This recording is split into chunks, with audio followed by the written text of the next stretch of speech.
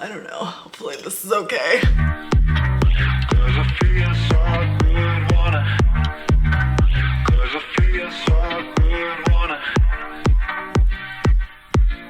Hello friends, what is up? Welcome back to my channel. Today is a very exciting day. Because, and I'm not someone who typically announces from the rooftops like, it's my birthday month. But guess what, y'all?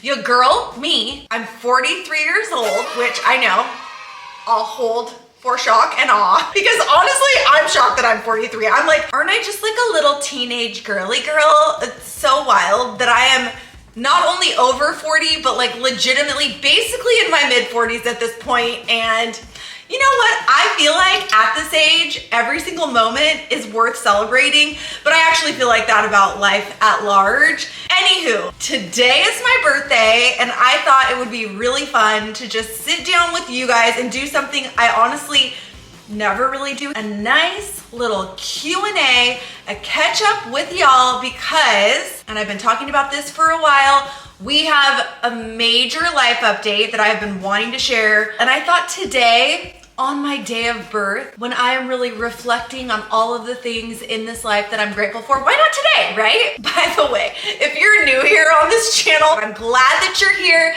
Please join the party, hit that subscribe if you like whatever this is. But as I was saying, when I was thinking about my birthday this year and all of the truly unbelievable things that have happened in my life in the last decade and in the last year specifically, man, I'm just so grateful. Now, granted, life is hard, right? A lot of hard things have happened over the last decade as well. However, I always try to make it a point, especially on my birthday, to reflect on the things that I have that I am so grateful for. And I'm gonna be real with you all, my YouTube people. Did you know that I have been working professionally, like as my career on YouTube since 2008. I cannot say enough how grateful I am for the people that I went on that fun adventure with in those early startup years. And you all have really supported me and watched my content and been with me through thick and through thin, through hardships, through Clevver shutting down, through me getting married. It's all been shared here on YouTube with you all. And for that reason, this community specifically will always just have a very special piece of my heart. I feel a sense of unique closeness with my YouTube friends and just overwhelming gratitude, because without you all, honestly, I would not be sitting in this house. I would not have food on my table. I would not be drinking my 15th coffee of the day. So that's my sappy moment. Your girl is 43. Like, how did that happen? Because I still honestly look around at this house and the fact that I'm married and I'm a mom now, and I'm like, does my mom need to sign a permission slip for this? Enough of my rambling about my birthday. Let's jump in. First question from Sage Adina. Do you ever miss Clevver days? Absolutely. Oh my goodness, y'all. So what a lot of people don't realize, I think, is that maybe you joined the Clevver universe like during the Clevver style days. I think that's definitely the case for a lot of people. But I was at Clevver for maybe close to 10 years before, maybe not 10 years, over 5 years before we hit that point of success with like Beauty Break and Beauty Trippin'. So when I think about this era of my life, I think about being like basically fresh out of college, working in a garage with my still bestie for the restie, my sister, Dana Ward, and then having these amazing interns that then would turn into family, AKA people like Lily Marston. I mean, really Lily Marston. But when I get sad and I'm like, oh, I miss those days, or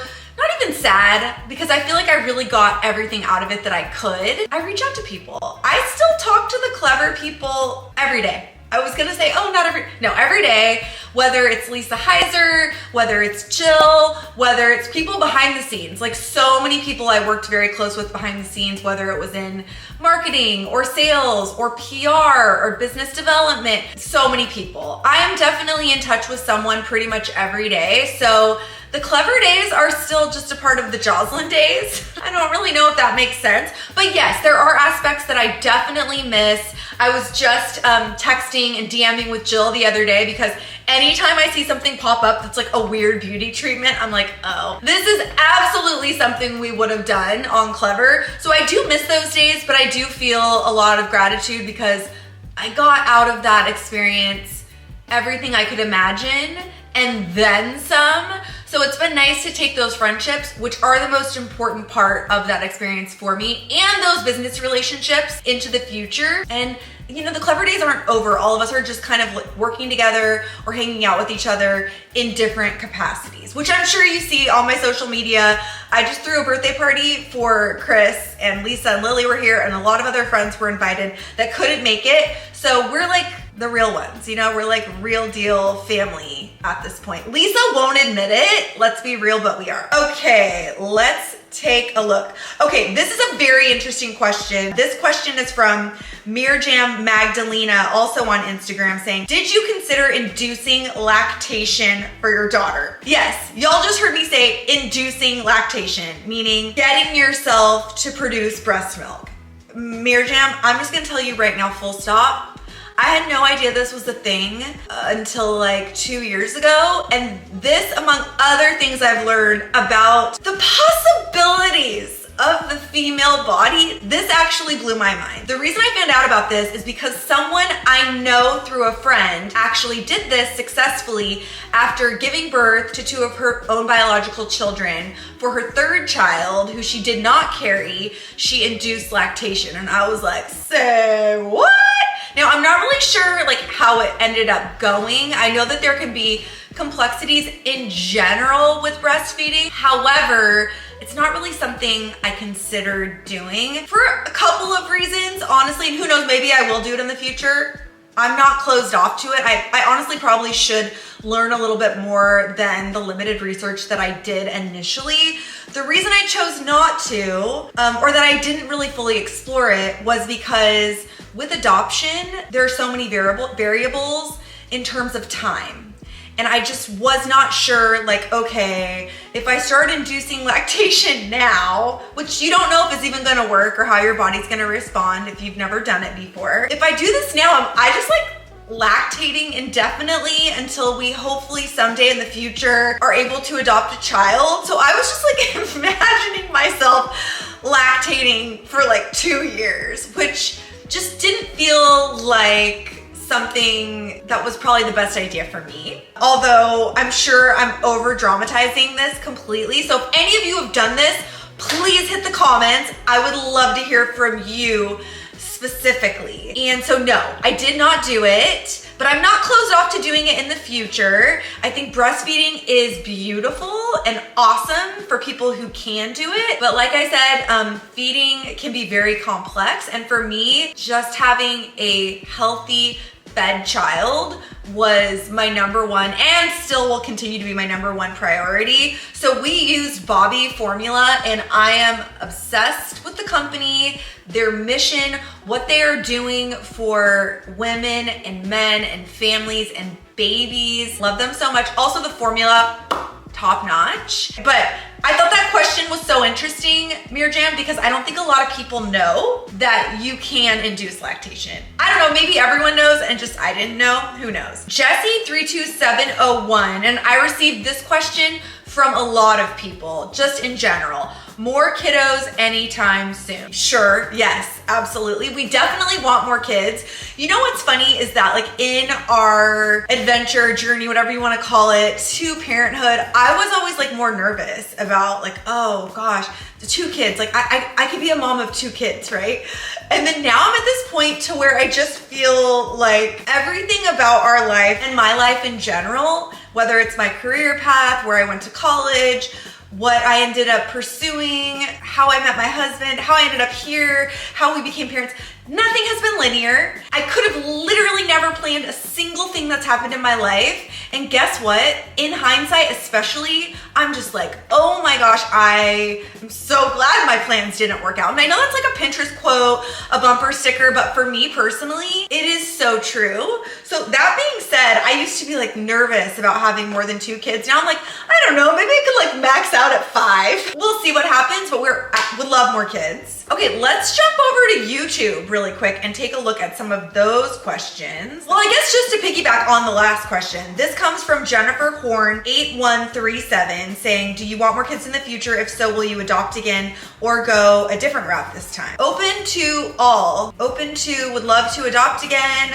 open to biological kids, open to whatever kind of family is meant for us, and very excited about it, but no idea at this very moment, at least. Alice Quinn, I love Alice over on YouTube, who says, I love your gift guides. I feel like I've turned everyone I know onto the rechargeable candle lighters. Y'all, listen, I'm gonna link to it here. If you do not have the rechargeable lighter yet, you are missing out. And Alice is asking, after trying so many products across your channel and Clevver, what are your ultimate tried and true greats for hair, beauty, and gadgets? Well, for baby, absolutely the Baby Brezza, which is for anyone doing formula, we could not live without it. It is literally like a Keurig machine for formula. It has simplified our lives. It's not a necessity, but for us, it's been a game changer. When it comes to skincare tools,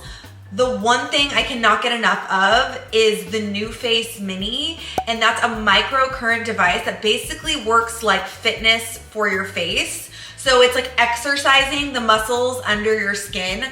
I really do think that makes a major difference. It's definitely, I would say, more of an expensive, like a bigger ticket item, but I've been using it now for 2 years, and I definitely do think I've seen results from that. I feel like there's some cool, even DIY stuff. Okay, but wait, I was literally just working on the edit of this video, and I realized the item that was like on the tip of my tongue. I cannot even believe I forgot about it. It also goes along with one of the questions I received that I did not include, which was inquiring about my injury. In one of my last videos, I shared with you that I'd been diagnosed with something called de Quervain's something or another. Essentially, the slang term for it is mom arm. So a lot of moms who are carrying around babies and doing weird positions and really just overusing one of their arms tend to get this. It's kind of like the evil cousin of carpal tunnel. And y'all have been sending me so many amazing recommendations, and I have literally been buying everything, and I am obsessed with this. This is from a company called Syncom. This is a hand massager, and obviously you can see like I'm moving it around, holding it. It's very much portable. I have been keeping this inside of my bag so that when I'm on the go, when I'm in the car, when I have a little break anywhere, I pull this out, I put my hand inside and do a quick little massage. And because I love you guys, they're actually hooking you up with a discount. The coupon code and the link and everything is down in the description. Not only does it massage your hands, it has 3 different types of intensity levels. One of them is just more soothing, one is more relaxing, and one is more of like a legit massage. It also has heat incorporated, which you don't have to use, but for me, it just kind of like sweetens the overall experience. And I definitely do credit this with just helping me throughout my healing process. This would be a perfect Mother's Day gift. You can also put on hand cream, put on a glove, put your hand right inside. I feel like this is an easy bake oven for your hand. This is pretty much for all of my friends out there who want to go to a day spa, but don't want to spend the money and don't have the time. Oh, and then if you know me, you know I love a satch. Yeah. Oh, on that note, actually Alice asked, after doing so many renovations and DIY room makeovers, what are some of the main lessons you've learned? Okay, 2 lessons that I've learned. One is measure, measure, measure. I think most issues during a renovation, or even just if you're buying a new couch, come because you were too hurried, you did not get the full measurements, maybe you just measured the length but not the height, whatever. You get what I'm getting at. Measure, measure, measure. The second thing I'm gonna say, and this is because I have a lot of experience living in, designing, and renovating homes that are on the smaller side of things. Here's my main tip. If you want your home to feel big and it's on the smaller side, you need to invest in larger furniture pieces. You need to measure, make sure they're gonna fit and your house is not gonna be crowded. But the one thing that I always recommend is large pieces in a small space because it makes the space feel bigger. Whereas if you buy just a ton of tiny stuff and it's cluttered, but it's little and it fits, but it's a lot of stuff, that is what I feel like makes a space feel smaller. So measure for a larger couch, measure for a larger TV console, for anything that's tall, like large scale art, because that's really gonna lift the eye. Don't feel too limited by a small space thinking, oh, I just need a bunch of like tiny chairs. No, please don't do that. Please invest in those pieces that you want. But again, measure, measure, measure, because I have made the mistake of buying so many items, whether it's vanities or couches, or even like I bought a refrigerator that didn't fit once, which was a very expensive mistake. Please just learn through my mistakes. Okay, thank you. Okay, at it's Kara Elizabeth on YouTube asks, how difficult and long was the adoption process? Hubby and I feel called to it. Well, first off, congrats. I'm so happy for you that you guys are considering growing your family. I'm gonna be real with you, okay? I think having kids in general is challenging, and it's an opportunity to really just like surrender, because you cannot control everything. So if you're someone who really likes plans to go a certain way, if you're someone who feels as though, which is something I've struggled with, like, oh, I can work hard, I can make anything happen. I think when you're going into parenthood, regardless of which way you're walking into it, you have to kind of just surrender your control of everything, right? And adoption is very unique and special in its own way.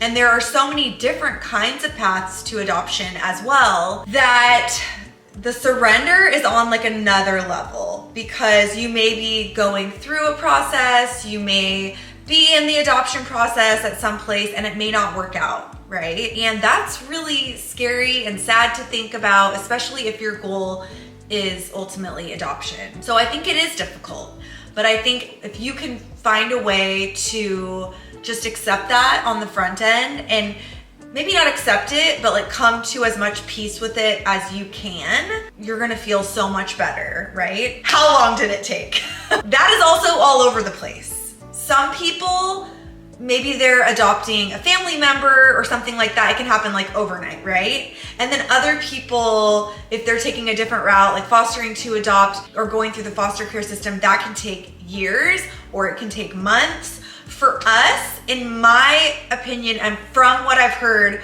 from other people I know who have had, failed adoptions, or, there's just such a huge range in terms of this process. Ours went very fast, I think, actually. So I think you kind of just have to prepare yourself. I've heard people say like, oh, it took 5 years, or I have a friend who literally, her and her husband decided they were open to adoption, and it happened like 2 weeks later. I know that's a very vague answer, but I think it's an honest answer. I think you have to be prepared either way. Oh, and also Nothing to Lose Journey had a very similar question. They said every time they look into it, adoption, it gets overwhelming. What was the process like? How long did it take? So, dear Nothing to Lose Journey, you are not alone. It is a very overwhelming process, and kind of what I would always tell myself, as it should be. If you are going through the process of adoption, you have to go through mental health checks, physical health checks, background checks, interviews, meetings with social workers and lawyers and people coming into your house before and after you have baby. It is a lot. So I get what you're saying. It is so worth it though. And I also think to myself, like, I think it should be a process with heavy vetting, right? We're talking about bringing a baby in, and I'm like, yeah, you should, I hope you're vetting me. Like, I want our birth mother to feel really comfortable about us. So yes, I feel you. It is a very overwhelming process. People who have gone through it know what it's like, but it's something I'm grateful we had the opportunity to do. I think that's like where I stand on it in general. Oh, hi. My husband just got home, babe. I'm tired. We're tired parents. I'm gonna share with them our very exciting life update. Which is? Will you share with me too? I don't know what this update is, so. Earlier this year, and I'm so grateful to share this. We, as a family, closed our adoption. It was one of the best days. I think one of the best days of my life. It was interesting, and we have some footage to share with you guys because we wanted to document this for our daughter and also just for our family and to share with you all. And today just felt like the right time because for the last 10 years, knowing Chris, every year he would ask me, what do you want for your birthday? What do you want for Christmas? And what would I say? A baby? I want a baby. I want to be a mom. I want us to be parents and a house. A house. And guess what, you guys? All my big dreams came true this year. I can't believe it. And one of the fun little touches, because y'all know I love stuff like this, I really wanted all of us to wear something that was kind of meaningful. So my mom, who is a hoarder just like me in terms of like, you know, family artifacts, saving clothes, etc. My mom has saved my grandma, her mom, who passed away like 30 years ago. My mom has saved all of her clothes. So I was able to wear one of my grandma's dresses from the 60s, and it was really long on me. So my mom cut off part of the dress to make our baby part of her dress. So it was like really cool having my grandma there with me, even though she wasn't there in person. And then baby girl also wore a sweater that my other grandma, who she was in our wedding, you guys probably remember her, she passed away almost, well, about 2 years ago. Our baby girl wore a sweater that my grandma knitted for me when I was a baby. So it was just like very special to have those little pieces of our family there with us, even people who are there with us in spirit, I feel and believe. It was just a day full of so much love and something I will never, ever forget.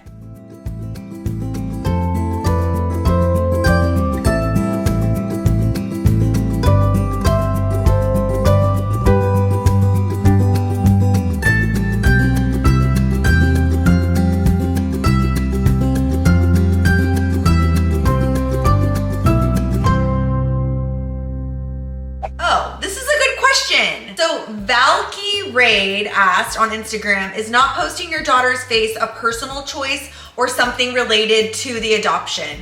Well, great question. The answer is both currently. As a term of our adoption, until the adoption was finalized, which was earlier this year, we were not supposed to, or had basically agreed to not share our daughter's face. Some people kind of vary on that, but we just always wanted to like err on the side of caution, and we're like big time rule followers. Chris and I are typical oldest children to the max. So we did not share our daughter's face or her name or anything along those lines. But now obviously the adoption is closed and we've still not shared her name or her face. I don't have an answer on what we will do indefinitely.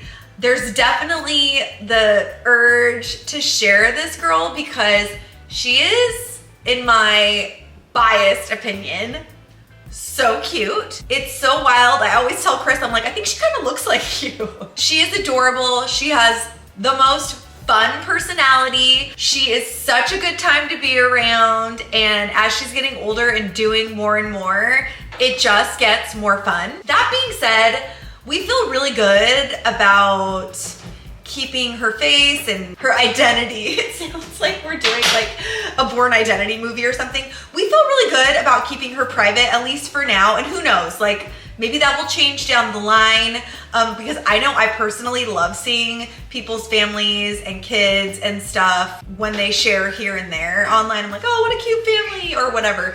Will she become the sole focus of our content? Are we starting a family channel? Hard no. I mean, I guess I should never say never, but like, no. The way that I think about it is she can share what she wants to when she wants to, whether that's about her adoption or what she's into or what she wants to be or whatever, right? my approach to it is that I'm gonna continue sharing about motherhood and parenting and just my experience, and then let her share her experience down the line, like if she wants to, however she wants to. And a lot of influencers and content creators that I really respect that have been on these platforms for a long time, that have shown their kids, and oh my gosh, cutest, like families, greatest kids, just love. Some of them have really regretted it down the line. So for now, until I'm like, for sure I'm doing this, I'm just like seeing where the wind beneath my wings leads me. I don't know, what's your thought? Because it's a choice we make together. I'm with you completely. And in regards to her name, I will say all of the names that we considered for children and continue considering are all very Italian. We're going to name our baby, our next baby, Parmesan. We'll call him Sean for short. And also, before I move on to the next question, like zero judgment for what other people are doing or not doing. Everyone's trying to do their best. People will ask me like, what kind of mom are you? Are you a crunchy, a silky, an almond? I'm just like, yo, none. I'm a free range mom. My main goal is that my kid feels safe, protected, confident, loved enough to explore the world. And my mom always says you can tell how much fun a kid is having by how dirty they are when they come home. So what do you think, babe? Our kid's having a great life. She lives a great life. She comes home dirty. She comes home real dirty from the park, which I love. I'm obsessed with. Okay, last question, and then we gotta go. Okay. We're back. In the most me of me twist of all time, I was rambling like no other, so I pre-apologize if this video is very long-winded and if some of the answers to some of the questions make little to no sense. I haven't really been sleeping for the last year, so I pre-apologize.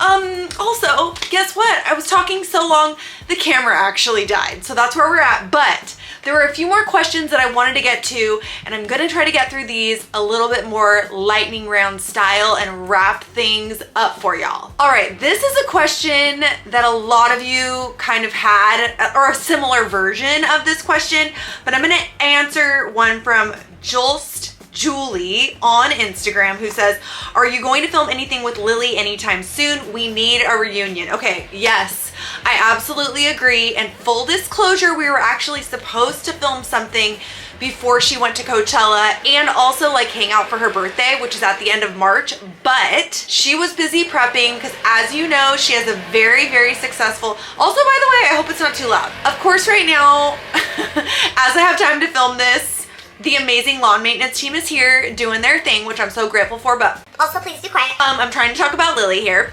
So Lily has her podcast, Do We Know Them, which is absolutely killing it. She was getting ready to go to Coachella and it just didn't work out. However, it's definitely in the cards sometime soon, and we've even been talking about doing like a little girls' day. Me, her, Dana, and Danielle Robay, who, if you remember Robay, as we call her, from the Clevver days and have been following her, she is absolutely slaying the game when it comes to her brand, her podcast. I'm gonna link to all these people below, by the way, and then you guys know Dana is basically my role model, so there's that. But if there's anything specific that you would like to see me and Lily do, or anything specific you would like us to talk about, please hit the comments and let me know. Okay, 2 more questions. The next one is from Sage Adina, who says, what is your favorite thing about motherhood so far? And I think this will change as time goes on. I love being a mom. Love, love, love being a mom. You know what? Please hold. 3rd time's a charm. I don't know. Now I've relocated to the baby's room. But I love being a mom, and my favorite thing about being a mom, and this is so cliche, but it's so fun to see someone brand new who just got here. Okay, this girl just got here to Earth. It's so fun just watching her literally experience, like we were blowing bubbles the other day. Her mind was freaking blown, okay? When she makes like her first sound or crawls or sits up, I mean, it is like the world is like coming to a halt, coming to a stop, and also getting to know her personality, which when people would say, my baby's personality, I'd be like, cool, yeah. Your baby's a blob, all right? These are like the honest thoughts I used to have. And now it's so wild to see that, of course, there's an aspect of like, we can really nurture these babies and just bring out the best of them. But when they show up here, they are like who they are. I love that. I think it's great, and it's so fun to like really witness that in real time. Last question I'm going to answer, and this one is from Bar Tabs, who says, how do you get through the hard times? So I feel like this is a question that maybe sounds like sad or negative or whatever, but for me it's really like about the perspective. So I felt like this is a fun question to wrap up, maybe not a fun, but a meaningful question to wrap up this Q&A with. And I think for me, what I've realized, especially in the last like 5 years, is just the complexity of this human experience. It's so confusing experiencing like joy and grief or sadness and despair alongside happiness and abundance and whatever, right? And I think when you're going through especially grief or loss or something that is emotionally, like spiritually, just like debilitating to a certain extent, I think when you find those like moments of joy, it can be like almost, I've like felt guilt about it, or like I'm not allowed to have that experience. So I think for me, coming to the understanding of like, you can feel those like opposing emotions at the same time, and that is the human experience. And latching on to the joy, but walking through the grief and not ignoring it, so important to feel both of those feelings. So that's one thing I think that I always just like to give myself permission for, or permission to experience, I guess. And then the other thing, how do I get through the hard times? One of my favorite disciplines, and I call it a discipline because it is, and I don't think a lot of people think of it like that, is the act of remembrance. This has become huge for me. I'm someone who's not competitive with other people, but very competitive with myself, critical of myself in like weird ways, especially when it comes to like achievements and what I'm doing and I'm not getting enough done and those sorts of things. So what I always do, and this is like a practice for me because you have to keep practicing to like make it a muscle and create a muscle and make it a habit, is remembering, okay, Joslyn, where were you 10 years ago? What were you dreaming of and hoping for, praying for, working towards 10 or 15 years ago? Okay, think about it. And then I'm like, oh my gosh, like I've really gotten a lot of those things or achieved a lot of those things or earned a lot of those things. Some of them didn't happen, and guess what? I'm happy about that. Some of them didn't happen and I'm still bummed and I'm still working towards that. But for me, the act of remembrance always reminds me of where I was. And for me, as long as I have been actively taking steps, intentional steps to work towards the things that I really want, to better myself, whatever it is, honestly, then I walk away from those sessions with myself just feeling like, wow, okay, feeling good. And so it's remembrance and then it's gratitude. And I think even in the hardest, darkest experiences, we can always, maybe not always, it's sometimes hard to find gratitude, and I want to acknowledge that. But for me, I think finding gratitude in even small things, like I have a home, I have food, I'm here with y'all, I'm healthy, thank God. Like that's something I don't take for granted at all. The little things are the big things. Like you don't have you're not getting married or engaged or having a baby or getting the job of your dreams or whatever every single day. So for me, I really focus on gratitude in small things because small things are the big things. Yeah, that's all I've got. Okay, friends, with that, I'm gonna wrap up this Q&A because it's already way too long. I have loved being here with you on YouTube since there were dinosaurs walking planet Earth. And I'm so grateful for you guys. Please hit the comments to share any further questions, anything you'd like to see from me in the future. And coming up very soon in my next video, I believe, we will finally be sharing one of the big completed spaces on our new-ish house. Let's be real. It's been like a year in the making, but we have finally made it, and you all are gonna be the first to see it, of course. I love you guys so much, and I guess I'm gonna go like celebrate my birthday now.